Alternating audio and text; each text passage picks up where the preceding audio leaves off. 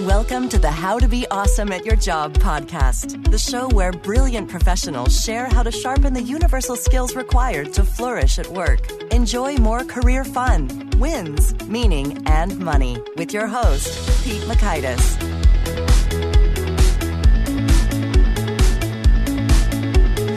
Hello, and thanks so much for joining us here for episode 203 with Simon Bailey. Simon has a wellspring of positivity as well as practical wisdom when it comes to developing sponsors and just rocking and rolling, taking the steering wheel of your career. So you'll learn 1, key habits that get influential colleagues talking you up. 2, why to take projects that nobody else wants. And 3, 5 questions to help you bounce back from any setback. So if you'd like to check out the show notes or the transcript or the links to items that we've referenced here, you can find that over at awesomeatyourjob.com/EP203. That's EP203. And while at awesomeatyourjob.com, I hope you'll investigate some of our cool other resources. One I'd point to here is the 10 Days to Winning at Work email course. Within that, you'll get 10 emails, one a day, that each contains an actionable bite-sized excerpt from my enhanced thinking and collaboration training programs, which have been shown in before-after evaluations to slash just about 86 minutes of waste out of each person's work week every week. So that can really add up and make work fun and also get you home from work earlier if need be. Now here's Simon's story. Simon T. Bailey is the CEO of Simon T. Bailey International, a premium education company specializing in creating learning and development content. He's worked with over 1,500 organizations and impacted more than 2 million people through his presentations and seminars in 45 countries worldwide. Some of his clients include AT&T, IBM, MasterCard, Microsoft, and Toyota. Prior to founding his company, Simon worked in the hospitality and tourism industry for 20 years and was sales director and new business development director for the world-renowned Disney Institute based at the Walt Disney Resort. Now, here's Simon. Simon, thanks so much for joining us here on the How to Be Awesome at Your Job podcast. Thank you so much for having me. Good to be with you. Well, I'm so excited to dig into this conversation. I was really struck in your bio just by how much speaking you've done. It must be a huge number of gigs a year. Well, how many trips is that? We do about 175 days a year, Woo! Speak about 100 times a year somewhere in the world. So never a dull moment. Oh, that is wild. So, well, I love it when speakers get together, has been my experience. There's often the sharing of travel tales and woes and hilarious hijinks. Could you share one of your favorite stories of travel with us? Oh, my goodness. It just happened a couple of weeks ago. So I was in Boston's Logan Airport, and my flight had been delayed because of weather. So there was another flight leaving on another airline in another terminal, and I raced all the way over there. My assistant booked me, got there only to find out the flight was delayed. So they said, in fact, it was so delayed, it probably wouldn't be leaving Boston. So I said, I got to get to Orlando because I had an engagement the next day. So I booked another ticket to a flight on Tampa, could rent a car and drive to Orlando, and get in time enough for my gig. Well, needless to say, I ended up not making either flight and had to call a buddy of mine who lived in Orlando and ask him if he could fill in for me to do the engagement. And he was a trooper. He did it. The client loved him, and it worked out in the end. But needless to say, I spent the night in Logan Airport. Oh, man. So how'd you settle yourself? Did you have a nook that you found, or what was the strategy? You know what? I did. It was like 2:00 in the morning when it was all said and done. So I just found me a little pallet on the floor and just, crashed and called it a day. And that was it. There's nothing I could do. Well, it sounds like you're in good spirits. And I love your laugh and just the mood or attitude that comes through your voice. Your headshot is one of my favorite I've ever seen. And be sure to check out the show notes, listeners, so you can see that. Sometimes I'll just drop it into a Skype chat conversation with my wife. Like, hey, is he coming? Because it just makes me smile. So that's funny. You use the phrase brilliant living. Yes. It sounds like that's a key philosophy of yours, and you got a book with the same title. Mm-hmm. What do you mean by that? Brilliant living is deciding that you're going to take control of the steering wheel of your future and drive into it. And instead of the backseat passengers of doubt, fear, uncertainty controlling you, you're going to control and you're going to take charge of your future. That's brilliant living in a nutshell. Well, that sounds inspiring. I dig it. And one way that you're applying that and some of the things that you're teaching is where I bumped into you was originally through lynda.com. Talk about taking the steering wheel of your career. And one way you do that is by finding a sponsor. Yes. So could you orient us first and foremost? What's sponsorship all about? Sponsorship is finding a person that will wear your brand T-shirt inside of a company unbeknownst to you. In other words, they are promoting you even when you don't know about it. And then all of a sudden, you'll get the tap on the shoulder. You'll get the invitation to take the next step in your career. And it's because of that sponsor who uses their influence to help advance your career. Well, that sounds awesome. I think we'd all love some more of that. And so then, when we talk about sponsorship, I think a lot of times folks think about, I need to find or develop a relationship with my sponsor or sponsors. But you're saying you don't even know it's happening. You don't even know it's happening. And I should probably give a very clear distinction between a mentor and a sponsor. Okay.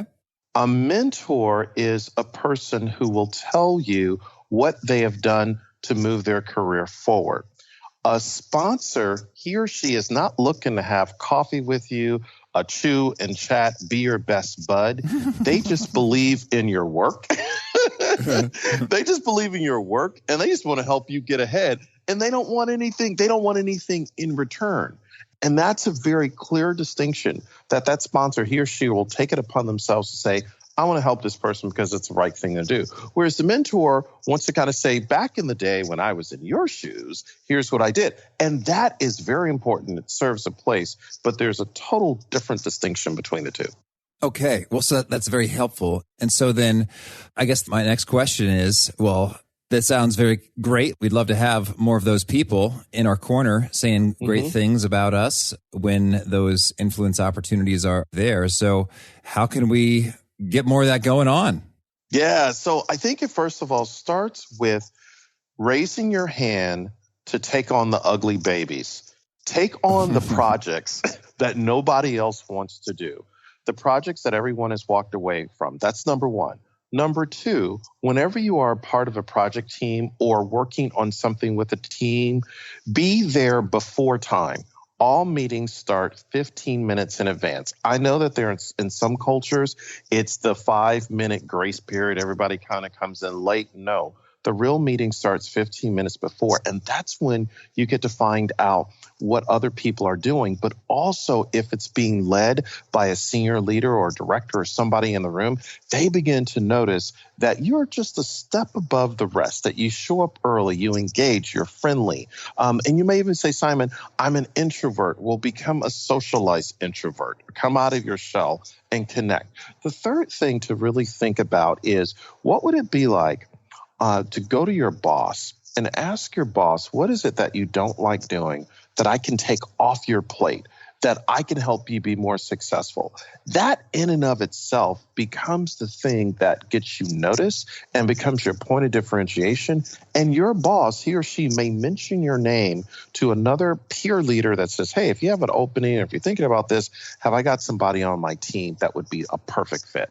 Oh boy, these are so good, so actionable. I'd love to dig into each of these a little bit. So we say raise your hands to take on the ugly babies. It's interesting. I'm thinking, well, the ugly babies are ugly because they're not pleasant. They're not pleasant to deal with. And so I think at times, like, they may even carry particular, risks associated with, if you step into that, you have a sort of more downside than upside associated with your responsibility versus authority versus probabilities of success. So that's one reason why folks don't care to touch it. But you're saying, no, long-term, it's a winning strategy to go there and to take that risk. I'll give you an example. So when I worked at Disney, my first promotion was to take over a department. For lack of a better term, they were the Bad News Bears, which is an old movie. Nobody wanted the team. and they had been through probably about a half a dozen sales directors in less than 10 years. So when I was tapped on the shoulder to take the opportunity, I said, absolutely, I'll take it. It was my first leadership role. And can I tell you, and this was the team, they actually kicked butt, took names, and made it happen because they just needed somebody to believe in them, not somebody looking at taking over their department as a stepping stone to the next promotion. So what I recognized is I just hugged them with my words. I made them feel valued, and they challenged me to become better. And together as a team, we were able to over-deliver because they just needed to know that they mattered. They needed to know that they could do it, and they needed some feedback on how to get better. They needed some coaching. And so it was a huge learning experience for me. And that got me on the radar screen to be sponsored by other executives for other opportunities inside Disney. Okay, well, so that's a great story. And I guess I'm wondering, well, that's one form of an ugly baby, is that there are folks who are disengaged because no one seems to care about them and their team and their results. And so, just giving them some Simon Love was enough to kind of get things moving in a better direction. So could you give us some examples of maybe other reasons why there's an ugly baby at play and how to survive and thrive in that midst? So for those who are, say, individual contributors, you're not necessarily leading a team, but you're responsible for what you have been tasked with every single day. There will be various projects that will come your way, and certainly they came my way, that invited people to share their expertise to move things forward. One of the things quickly I learned at Disney is to get anything done, it was not written in the employee handbook, and they didn't tell me at Disney University. So in other words, I got there and all of a sudden I end up on a team on a special project and I was lost as a goose in a blizzard. I didn't have a clue, but what I recognized, the power of asking questions, number one, showing that you're curious. Number two, releasing the need to be right, but become open to what wants to emerge. Number three, engaging in a diversity of thinking. So as you begin to engage others, they may not agree with how you see things, but as you begin to listen to them, you begin to say, wait a minute, I haven't thought about it that way. You become sharper, they become sharper, all because you didn't show up to be a yes person to go along to get along. You said, but wait a minute, what about this?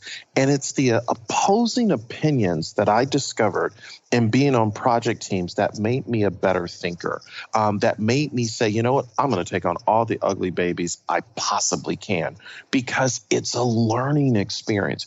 It's not about being perfect. It's about discovering how do we make something better. Oh, I dig that. Well, now I want to move on to, you talked about being at meetings 15 minutes before, and part of that is you just look good, motivated, ambitious when you're there early. But the other part of it is you're saying, hey, the real meeting is happening beforehand. It's like the small group of committed folks who are invested, engaged, curious, having a chat in a more of an informal setting about stuff. Can you talk more about the dynamics of that zone of time? Here's what I've learned over 30 years working in 6 different companies, 10 different jobs. When the meeting happens, that's communication. But when you show up before the meeting, it's about connection. And it's in the connection where you develop small talk and you get to know people on a personal level as much as they are open to. And it's in that personal relationship that business is really done. Nowadays, everybody's like transaction, let's get it done, let's move quicker, faster, right? We got to be agile. We're hearing all these buzzwords. I'm telling you, relationships are the currency of the future, and relationships are built in the small talk, in the connection, where people in 3 to 7 seconds decide know, like, and trust. Do I know you? Do I like you? Do I trust you? That's how business is done. Then the meeting happens, and then when the meeting is over, it's about the follow-up. So after the meeting, when you follow up with that person to say, when we talked before the meeting, you shared this, this, and this. Guess what? I just found something out that I think can help you. It's using those moments to follow up. So the fortune is in the follow-up that builds the relationship beyond the meeting. So it's understanding, how do you connect, not just communicate? Okay, well, since we're here on the topic, tell us, how do you connect? Some folks will say, oh, I hate small talk, and oh, I feel so awkward. So what are your pro tips for navigating that? Three ways to connect is find out what makes a person tick. Number two, see where you have commonality. Did you go to the same college? Did you perhaps have children the same age? If you don't have children, what are your hobbies outside of work? What did you do this past weekend? Are you a moviegoer? Do you play golf? What are you into? So what you're trying to do in that commonality piece is really kind of connect with them on now that emotional and that personal level. Then the third thing, to find out what is it that has made them successful at the company. What have they been doing for a while? And tap into that. Then ask them, oh, you're on such and such team. Do you know this person? Do you know that person? Because what you're trying to do is build a bridge from where they are to where you are to connect. And the more and more you do that, all of a sudden they're like, oh, yeah, I know that person. Or, yes, that person, we worked on this project. Or, did you know about this? So now in the conversation, it becomes a tennis match, serve, volley, because it's in building that relationship that allows them to say, wow, I know that person better than if I would have never showed up early to spend that quality time getting to know people. Oh, that's great. Can you dig a little bit deeper into the, what made them successful part of that? I mean, I'm thinking you don't want to sound like brown nosing, like, oh, so how are you so incredibly accomplished? So how do some of those conversations sound and flow? Yeah, so I believe the quality of your questions determine the quality of your thinking. One of the things over the years that I've always done, I will ask people that I admire in a company, what's your greatest failure that you've had professionally? And what did you learn from that? So I want to talk about success, but I'll come at it from a different angle and I'll talk about failure. Because if you get people talking about failure, they will go into a zone where, and granted, they got to feel comfortable with you, obviously. And so if you've done all of the upfront work to build a connection, then they'll say, you know what, here's my failing moment. If they're really, this is very important, if they're really emotionally intelligent and comfortable in their skin. There are some people that are pompous who are not going to open up and really share. So when that question kind of is met with the Scooby-Doo look, you just asked me that question, go the opposite way and say, so if you had to start all over again, what are 2 to 3 things that you would do differently? It's asking the same question, but it's softening it so they're kind of like, whoa, rut-row, okay? The next thing is ask them when they've done their best work, what did they learn in that moment when they've produced the best product or been on the best team or had customer feedback? What was happening and what did they learn from that experience? And then the third thing, and this might seem a little bit out of school, but it's a very important question, is say, so for all the years that you've been here, what do you want to be remembered for? What do you want people to really say and think about you as a brand inside this business? And that gets people really thinking because they probably haven't had that question. And now they'll see you in a different light as a person who challenges their thinking. Oh, Simon, this is so much good stuff. And so I guess I'm wondering, when you go there, it's like, you're right, they need to feel comfortable with you first, and you've done some small talk. So I guess I'm just wondering sort of, what's the threshold? And I know there's no algorithm and we're human beings and we have emotions and everybody's different. But I guess I'm wondering, so these feel like pretty bold questions. I wouldn't call them intrusive or invasive. It reminds me of my Uncle Topper, by the way. He was episode 100. And so he's just super, friendly and positive and joyful and curious about folks. And they love him. They eat it up. But I think many people will feel a little bit of, reservation or fear associated with just going here. So could you maybe provide a bit of encouragement, like share the good side or say, put the risks in perspective for us a little bit here? Mm-hmm. Yeah. So one of the things that people can do is to kind of share just a little bit about your backstory. So my backstory that I shared with people say, why did you leave Disney?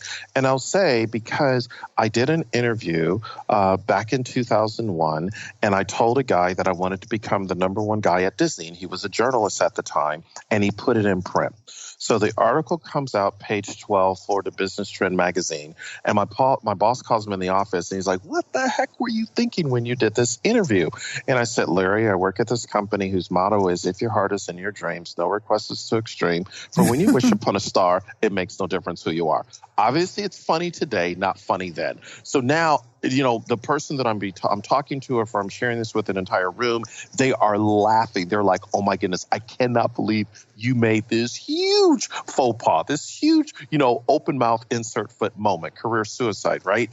But I say that now all of a sudden they see me through a lens of, wow, he's just like me. He made a mistake. He picked himself back up and he's trying to figure it out. So now after I kind of tell just a little bit snippet of how I got to this point, I then engage them. So tell me about you. Like, when have you had that moment? Because now we're on the same eye level. We now kind of see eye to eye, and I'm not trying to push myself up and push you down. I now want to meet you where you are. Oh, that's so good. So by you making that disclosure first, it sort of says, hey, this is safe. And it says, it's okay that we go here. And you sort of opened it up first. So that makes a lot of good sense. Totally. Well, now, Simon, it seems like a lot of the good stuff that you're sharing seems to come from, my interpretation of a foundation of just this kind of positivity, just a real upbeatness, that optimism that seems to just be a part of you and a real area of strength that comes naturally. So, I'd love if you could maybe just take us into your mindset or worldview a little bit, because it seems like that is a source of power in terms of, you're empowering people. Then the bad news bears, they turn around and they become awesome. Or you tackle the ugly babies and others are like, oh, that sounds like a terrible, unfun time. But you jump in and you dig it, you enjoy it. So how can we get some of what you got there? I think there's one word that describes me, and that is fearless. And what I mean by that, when I look at my backstory, here I am working a job at Disney, great job, having a ball, but I reached a place where there was a hole in my soul. And though I had success outwardly, inwardly, I felt insignificant and felt like there was something missing.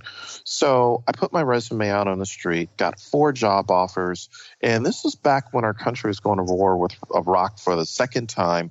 Corporations were laying off by the hundreds of thousands, and I turned all 4 jobs down. 2 vice president's offers, a senior director position to go and work at Learjet, which had a division called FlexJet to head up all customer care for Learjet owners in the world, and an internal move at Disney. I was 34 at the time. And I threw caution to the wind. I'm like, I'm going for it. So I cashed in my entire 401k with significant Disney stock. My wife at the time didn't work outside the home. Our son was 4 and our daughter was 18 months. And there was no plan B, okay? So I turned on all these jobs and I got about a 3-year runway to figure this out. And 15 years later, here I am still standing, having a ball, having the time of my life. And in fact, I just wrote a blog that we just put up on LinkedIn. Literally within the last 24 hours, it's already got 2,000 views. And it's entitled Disney I Quit, 5 Reasons Why I Fired Myself from Disney. And so I'm fearless. I like have no fear because I was born in the ghetto of Buffalo, New York. My parents dropped me off at Morehouse College at the end of my freshman year. They called and said, we don't have the money to send you back for your sophomore year, nor do you have money to bring you back home to Buffalo, but we do love you. And I'm from Buffalo, New York. Mm-hmm. So Fearless started at 19 years of age when I couldn't get back home. And so literally my whole life over the last 30 years, I'll be 49 in a few days, has been just about fearless living. Like, do it. Like, if it doesn't work, guess what? Figure it out. Yes. Well, okay. Well, and it sounds like it's a heck of a lot of fun. You say you're having a ball the time of your life, and because the fear, I would guess, would just sort of sucks that away. Yeah. What's so crazy? So I eventually did go back to school, got my undergrad, got my master's degree. But over the last 30 years, I've experienced failure. And failure has developed this muscle called fearless. And I've learned and I've developed this attitude to find the joy in spite of the mistake, in spite of the failure, and not to beat myself up or to beat others up. And now here's what I realize. I get through the failure a lot quicker because I understand how to put it in perspective. Oh, I really like this. I can totally connect when it comes to failure or rejection. Back in the day in college, I had written a book about student leadership, and that's available to anybody who wants it for free, studentleadership.com. What I found enriching actually was sending out old-fashioned style, the query letters to publishers, the one page like, hey, I got a book, you want to know more?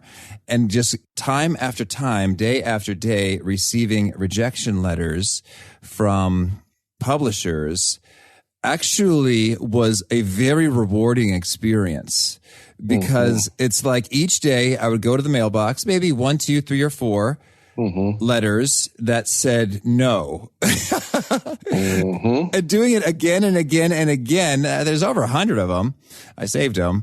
It just makes that point all the more clear and unmissable that it's not really a big deal at all if someone says no. Totally. Absolutely. No is a gift. Rejection is a gift because it just invites you to say, maybe they're not the door. In fact, I got 13 rejection letters from one of my first books that I put out. 13 rejection letters from publishers. No. So I became acquainted with no really well. And here's what I discovered. No doesn't mean no forever. It just means no, not now. And how bad do you want it? Are you going to go at a different angle to get it done? And that's what I did. I like that so much. And I want to talk about finding the joy. You talked about the quality of your thinking is the quality of your questions. I'm thinking that when you're in the midst of trying to find the joy, you might have some powerful questions to share. If my hunch is correct, let us know, Simon, because often the questions are poor, like, why did this happen to me? Why am I so bad? Why is everything going wrong? So tell me, what are the questions you use to find the joy? So there's 4 questions, and I'm going to add a 5th one here in the moment, but let me give you the 4 questions that I always come back to. Question number 1, where have I been? The where have I been question is, how did I get to this point? Question number 2, why am I here? So why am I here at this particular state in time? I had to sue a client not too long ago, and it's a pretty ugly experience. So when working with my attorney, board of advisor, how did we get here, and why are we here right now, right? Then the 3rd question, most important question, what can I do? Because there's a gravitational pull to be negative and to stay in that negative zone and just to wallow in that. But the what can I do question is the Control-Alt-Delete question that deletes from your hard drive and from your mind drive what you can't do by saying, so what can I do, right?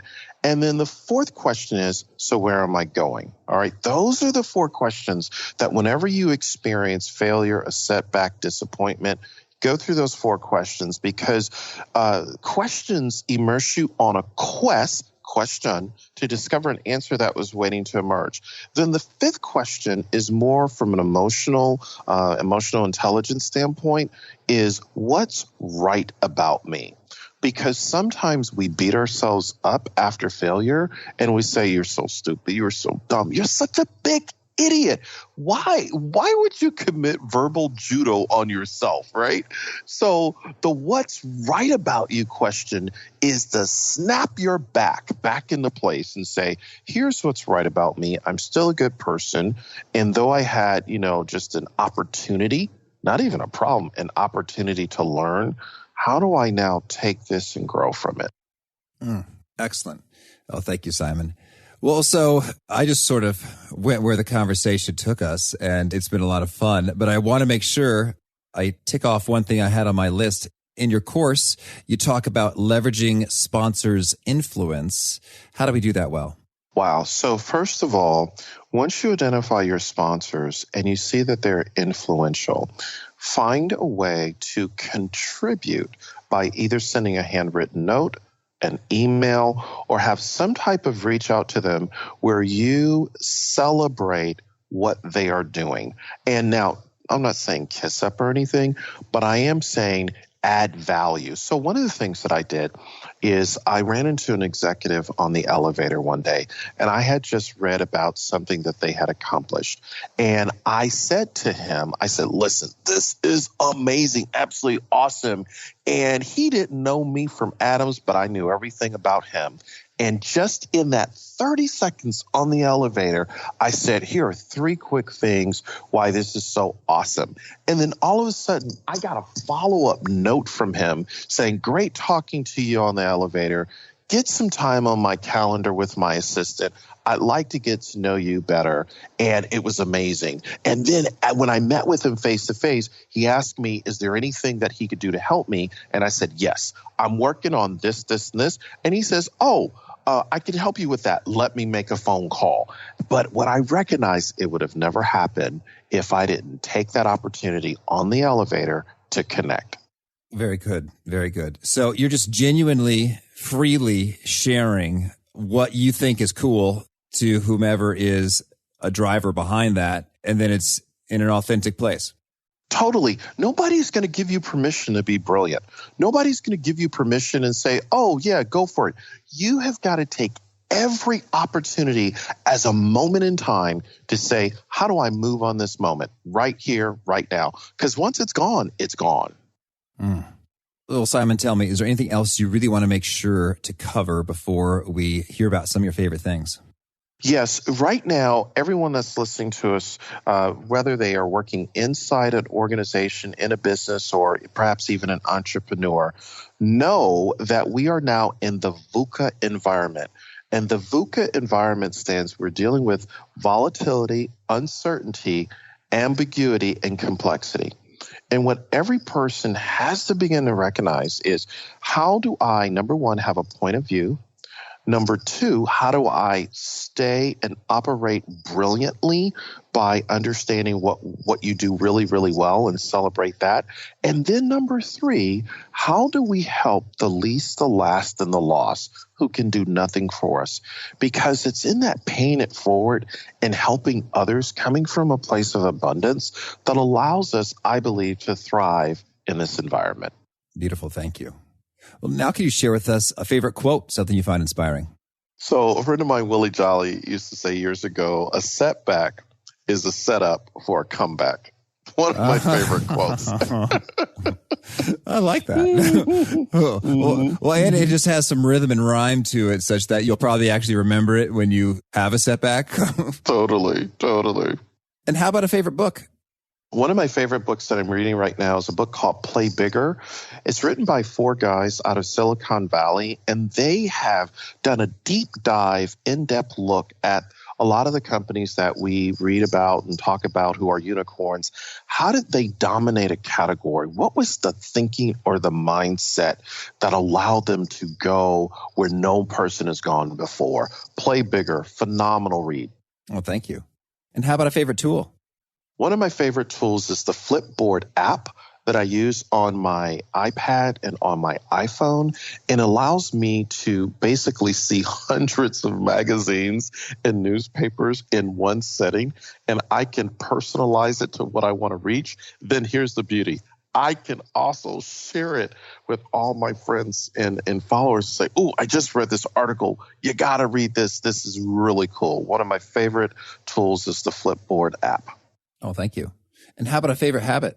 You know, probably my favorite habit, and this is going to sound so simple, but I believe it really shows your level of excellence. I get up every single day, and except when I'm traveling, let me add that little disclaimer, but when I'm at home, I make up my bed every time I get out of it. And it is that habit of getting, when I get up between 4 and 5 a.m., that before I do anything, I'll just make up the bed. And just in my mind, it kind of conditions me for order and really seeing things in a wholesome way. And then I start my meditation and everything else. But just making my bed, that habit every single day. Oh, thank you. And is there a particular nugget or piece that you share that seems to really connect, resonate, getting folks nodding their heads and taking notes? So one of the things that I teach all over the world is this formula called 15-15-7 90. And what I encourage everyone that's listening to us is starting tomorrow morning, get up 15 minutes early. Take the 15 minutes and chunk it down into 3 5-minute segments. The first 5 minutes to meditate or listen to something that just quiets your mind. Second 5 minutes, read or listen to something that inspires you. The third 5 minutes, stretch and get aligned with the day, okay? 15 minutes a day creates 7 days a week. 7 days a week creates 30 days. 30 days creates 90 days. So how did I get to this quarter? What have you done the last 30, 60, 90? How did you get there? What have you done the last 7 days? How did you get there? 15 minutes a day to really experience brilliant living. That's where it starts. Oh, thank you. And Simon, if folks want to learn more or get in touch, where would you point them? SimonTBailey.com, and they can use my name and follow me in all social media, LinkedIn, Facebook, and certainly Instagram. And do you have a final challenge or call to action you'd issue to folks seeking to be awesome at their jobs? Yes. So here's the thing I want you to think about. 3 things. Number 1, I want you to take out a sheet of paper, take out your smartphone, set the timer for 30 seconds. And on this sheet of paper, I want you to write down in 30 seconds what's right about you. I want to challenge everyone to do that. Number 2, I want you to find somebody in your business, in your company, and ask them, what is it that I can do to help you be more successful? It is in extending yourself and coming from a place of abundance where you begin to pay it forward, and someone will do it for you because of the whole law of reciprocity. What goes around comes around. Third thing is, next time you buy a book, and this is obviously a physical book or it can be an ebook, buy 2. Buy one for yourself, but give the other away to someone that you believe could use it. All right. Well, Simon, this has been such a treat. A lot of good vibes. I got a big smile on my face from this exchange, and I just wish you lots of luck and hopefully stress-free travel and many speaking engagements and great success in all you're doing. Pete, thank you so much for this opportunity to serve you. I really loved Simon's great questions because the questions are just so powerful. You ask yourself a question and you can't help but go seek to answer it, to find out what it is, both for yourself internally when you're trying to pick yourself up, as well as with others, just getting them to share and forming a connection there. So I think Simon's questions are so golden.